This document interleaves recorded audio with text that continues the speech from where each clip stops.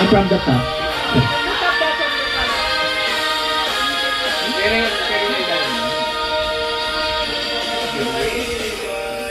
Sa bawat sulok sa gabi ang bituin ay may himig.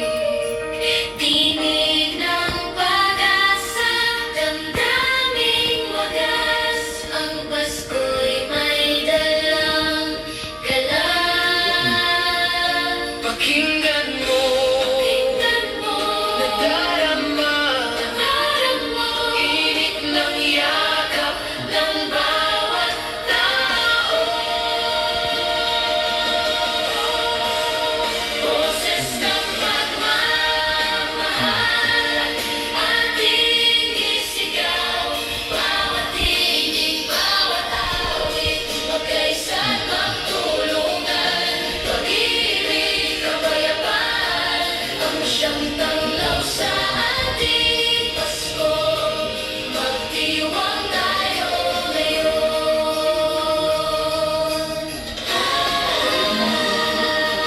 Ang hangin ay puno ng awitin, may tambol ng puso sa damdamin. Kalimbang ng kampana, sigla ng umaga, Pasko'y puno ng biyaya. Pakinggan mo,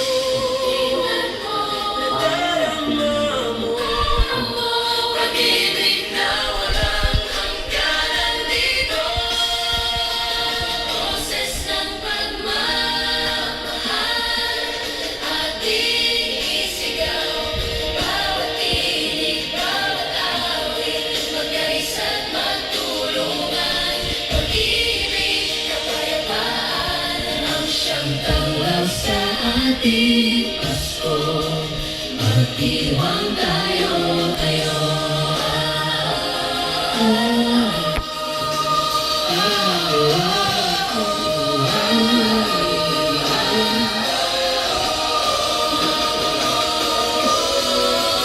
Boses ng pagmamahal, At this point, let's thank our voice master of the Philippines. At kung wala siya, wala din ang sibak, wala din tayo dito. Let's go and thank personally ng Sir Toy. Lapitan natin, baka may gusto kayong sabihin. Just thank you. Iyak na, iyak. Go na! Baka na! Thank you, Sir Son, for being Tatay Son. Lalaki na kaupo, parang bantay ka. Ganun pala. Hindi naman gano'n, magkasya. Love you, Sir Troy!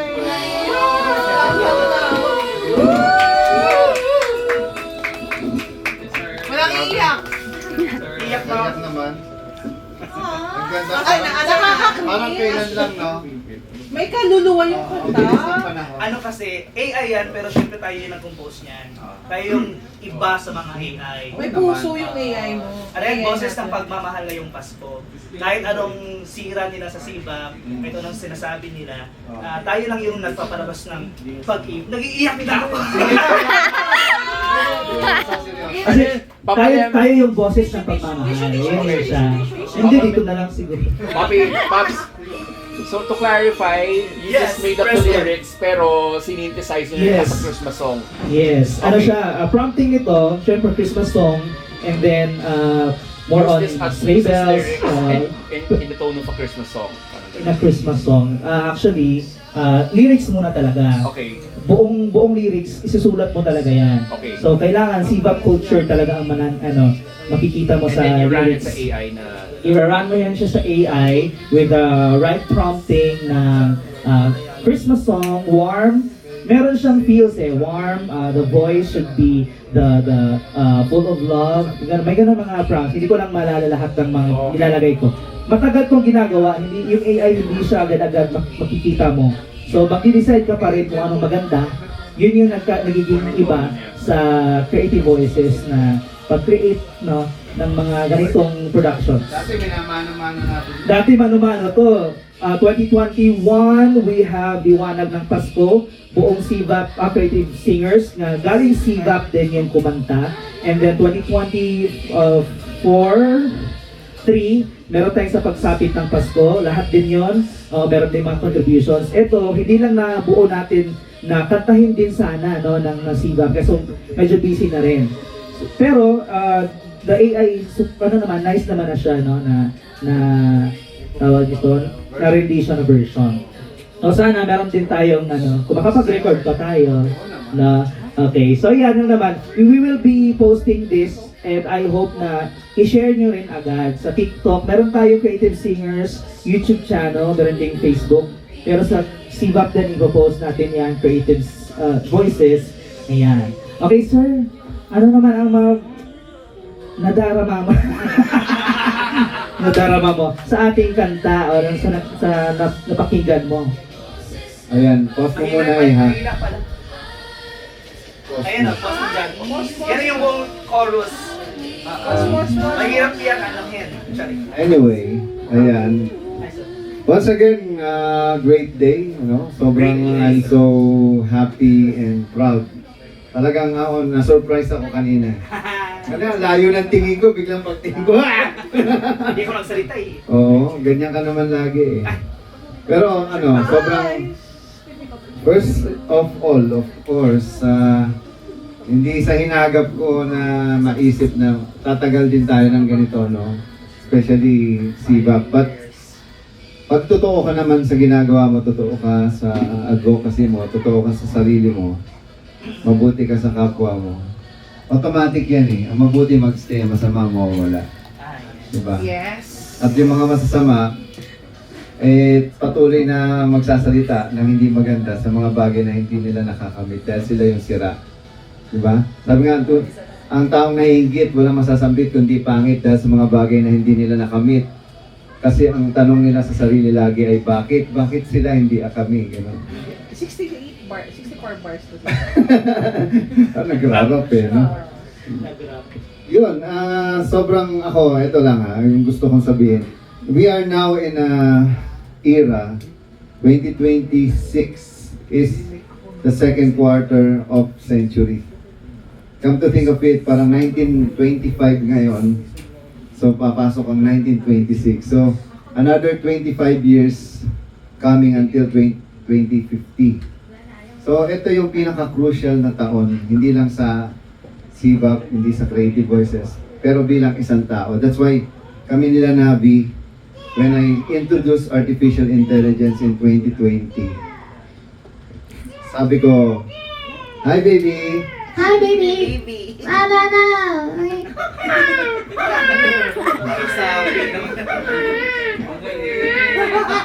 Oh, yan, biglang may baby. Anyway, alam niyo yung lagi ko sinasabi to bata pa ako, iniisip ko lagi yung, the only motivation that I have is my death, no? And kami ni Mac, lagi namin pinag-uusapan, meron kaming project deadline. That we are all dead now. But we had a chance to go back in time. For example, matay ako na 88 years old. Teka, i-extend ko muna. So now, this is my chance to do it again. As a human being, as a person. So, kung bibigyan ka ng isa pang pagkakataon para mabuhay muli, anong gagawin mo? Kasi we are going to die anyway, and that's my greatest motivation. Kasi everything that we have right now will be gone in the next 2, 3, 5, 10. I mean, this building, gigibain to. Or the memories will be gone eventually. That's how I look at it. Because before I come here, I saw the future of not myself, but the people that I'm standing right now. Kayo yun. Kasi if I stop with all the negative things that people are telling and talking about shit na hindi naman totoo. Dahil alam ko naman, ako mismo sasabihin ko sa harapan nila, pangit kayo. Pangit na ugali nyo, pangit pa ng buhay nyo. Kasi kung masaya ka, at maganda ang kalooban mo, wala kang masasabing masama sa kapwa.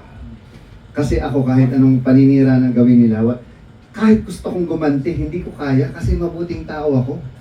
Magpipigil ka talaga, tama? Di ba bilang isang tao, ay yung kahit tama ka, kahit may gusto kang sabihin hindi maganda, pipigilan mo yung sarili mo kasi mas nire-respeto mo yung sarili mo kaysa sa sasabihin mo ng masama sa kanila. Eh ngayon, may maingi na naman dahil may salitang creative voices na nakita. Go! I'm happy.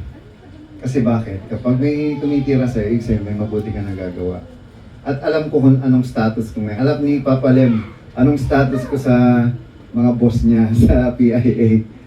Bilang isang ordinaryong tao para magkaroon ka ng isang programa na tungkol sa artificial intelligence sa tinatawag na government-owned media. Aba, ibang usapan yun. Bibigyan ka ng airtime, libre, Radyo Pilipinas, 50 radio stations around the country, di ba? And more than how many TV stations they have. And they entrusted me because they believe in me. Hindi naman basta-basta ako bibigyan ng Presidential Communications Office at Philippine Information Agency ng programa kung ordinaryong tao lang ako. Pangalawa, I prove them right. Bakit? Panoorin mo yung show ko. Lahat ng mga taga-PIA, tanongin niyo si Papa Lem, required silang manood ng AI Talks. Because I'm the only one who can talk about it. And if you're watching it, ako mismo natututo sa sarili kong programa. Kasi bakit? Walang gumagawa eh. And even ABS-CBN, GMA, or TV5 will never create an AI show. Nor create an AI reporter. And that's the reason why Ira and Ivan, by the way, congratulations kay Thank you Miss Shania as Ira. Siya yung bakit? Lobat na. Siya yung boses ni Ira. Oo, nasa niya sa? Hindi, na low volume ko yung kanina. Ang galing naman ni Hello. Princess. Ayan. Hello. Check. Ang galing mo. Okay naman, okay. Princess siya. So, and I mean, this is the worst it can be. When I introduced and recorded all your voice, ang goal ko doon para tayong singer na makilala. Kasi hindi naman talaga kikita dyan sa boses ninyo. At kayo pa dapat magbayad dahil $1,500 lang naman yan per month para i-clone yung boses nyo. Alam niyo yan, kahit kayo hindi nyo kaya magpa-clone. Bakit? Ang mahal. Sino naman magbabayad para lang ma-clone? And these people, yung mga tao, pagkakitaan, Diyos ko, matagal na akong kumikita. Tsaka pulubi kayo, sorry, di ba? Hindi naman tayo tatagal dito sa Creative Voices. Isang buong building. Di ba? Ako mismo ako nagsasabi, alam nila doon na yan, I'm doing it because I love voice acting, dubbing, and I love people. I can stop doing this, trust me. Mabubuhay ako. Mas malaki pa kita ko, hindi na ako gagastos kahit nasa bahay lang ako. But I love you all. That's why I kept on.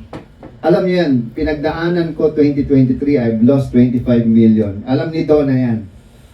Nakita niya kung magkano nawala sa akin. And in 2024, I suffered the worst,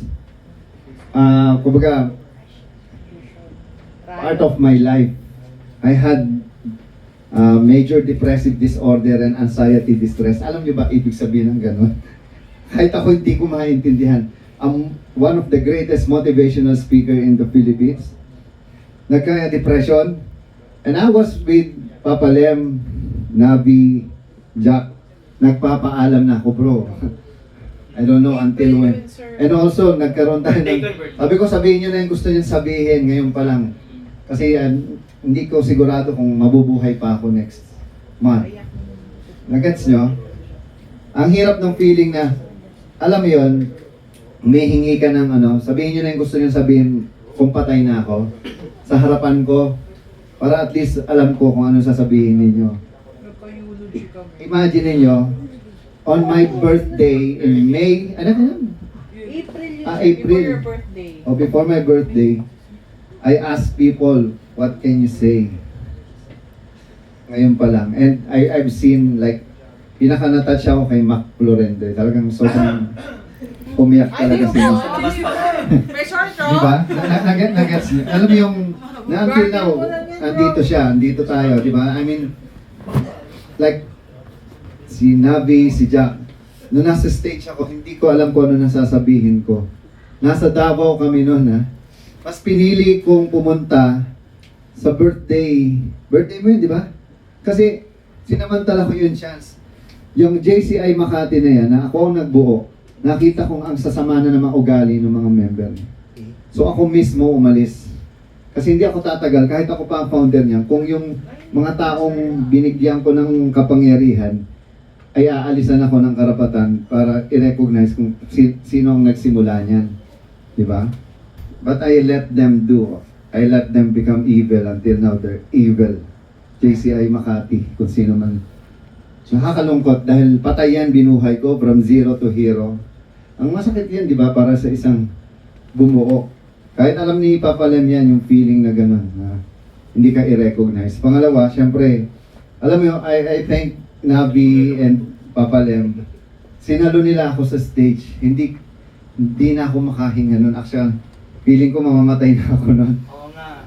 Alam mo yung burst lang, parang kung artista na ang sama ng pakiramdam mo, feeling mo mamatay ka. Pero, alam mo yun, nag-ano kami, sabi ko, Papa Lem, parang, Nag-shrine tayo oh, sa Davao. actually, nagpunta rin kami sa shrine, no? Kasi alam ko na yun. Sa Davao, kasi sobrang nanginginig ako nun. Iba yung tsura ko nun, sobrang payat ko nun, di ba? I was only 130 pounds during that time. 180 ako ngayon, imagine niyo ha. Kung 50 pounds na nawala sa akin, ganun. And yun, at least, naramdaman ko yung pagmamahal, especially ni Papa Lem. Oo. Sa kanila Nabi na nagkasakit pa si Jack nung during that time. Ay, tama. 2 years ago. Alam mo yung ganong feeling na sa sibab ko lang naramdaman yung tunay na kaibigan at mga brotherhood. At hindi tayo nagbuo ng sibab para maging voice talent. Alam natin yan. Binuo natin to para gamitin natin yung boses natin para mas makatulong sa iba. Ngayon, nakikita ko by 2030, ay 2026, ang advance ng utak ko talaga. Kasi ito yung Vision 2025 ko. Ito, balikan natin. If you're gonna watch yung future me versus present me, kahit hanggang ngayon, every time I watch it, naiiyak ako. Bakit? Sobrang naging totoo siya. Panoorin niyo yun, yung present me versus future me. And that's 2025. And I would like to declare that today, yung sinabi ni future self ko, na lahat ng mga taong kasama ko ngayon, lahat ng mga taong naniwala at nagtiwala sa akin, kita mo naman lahat kami nandito ngayon. Masaya, totoo sa isa't isa at nagsasama-sama. Kayo yon. Palakpakan niyo mga sarili ninyo. Kasi sobrang, I just want you to watch that again. Kahit ako, kinikilabutan ako dun sa how can someone na maisip man, alam mo yung usap na yon, walang script yon, spontaneous kung sinasagot yun. Kung may script man yung tanong lang, para masagot ko siya. Di ba? So, and I think, kung sino man, bakit may gano'n? Sige, sayaw. Sorry. Ayun, anyway, Wrong speech. ang gusto ko lang, Si Jay. siyempre, 2026 to 2025. It's just like 2020 to 2025. Gets nyo? 26, 27, 28, 29, 30, 21, 22, di ba? 5 years, akala natin saglit lang. Pero nung nagsisimula, akala natin matagal. And that's how fast things happen. Nung nakilala ko si Papa Lem, 10 years old pa lang siya na. Parang siya. Ngayon, 12 years old na siya. Hindi, actually, fetus pa lang talaga siya nung namit ko Ngayon siya. po, ano na po, zygote na. And also, syempre, ito pala, nandito si Grazia, at saka si... ang kanyang Labi Dudes, Ngayon lang tayo ba? no? Si Tin. Sobrang nakita ko ang kanilang love story. At syempre, si Nabi at si Jack. Salakpakan natin dahil tagal na sila. Anyway, Sana all. ang ano ko lang, by 2026, malaking pagbabagong mangyayari with the help of our president ng CBAP Incorporated. So this time, magiging super, na tayo, kita. Bakit? We are the only voice acting or voice over or voice artistry institution in the world that not just support AI but also help people to understand why they need to learn AI. Yes. Oo. Kasi ngayon, even in America, sobrang hated nila ang AI. Especially the voice talents. I've been seeing a lot of negativity. Lagi naman nasasabi, walang puso, walang puso. Oo, I understand, walang puso talaga. Hindi naman tao yan eh. But then again, if the person behind the AI has soul, heart, and andun lahat, I mind you, kahit ako nagugulat pag ginagawa ko yung AI ko, shit, parang ako, parang totoo. Kasi may soul siya nung ni-record ko eh. No? Ganon din si Navi, na-fake din ako ng mga AI ni Navi na, wow, galing. And imagine, this is just the lowest version. We're talking about, Model 2, version 2 ng 11 Labs. And as you know, we are the only partner ng 11 Labs sa buong Pilipinas.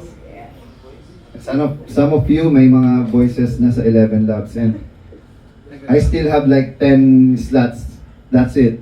I'll stop creating, I'll stop duplicating, and I'll stop mag-cloning.